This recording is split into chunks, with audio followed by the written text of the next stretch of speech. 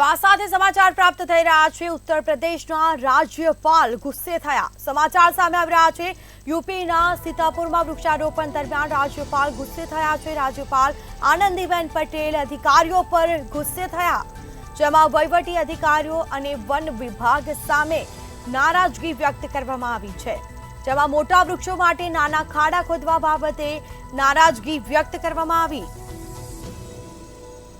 આ સાથે જો મને ખબર હોત કે આવો કોઈ કાર્યક્રમ થશે તો હું ના આવત તેવું તેમનું નિવેદન સામે આવ્યું છે। યુપીના સીતાપુરમાં વૃક્ષારોપણ દરમિયાન રાજ્યપાલ ગુસ્સે થયા।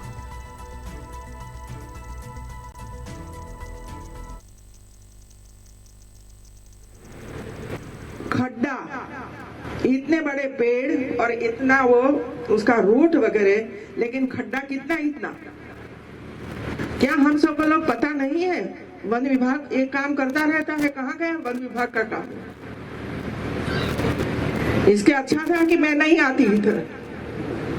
सेना के जवान इधर है, वन विभाग के जवान इधर है, होमगार्ड है इधर, पुलिस जवान है इधर, एनसीसी एनएसएस के स्टूडेंट इधर है, फिर भी ऐसा कार्यक्रम।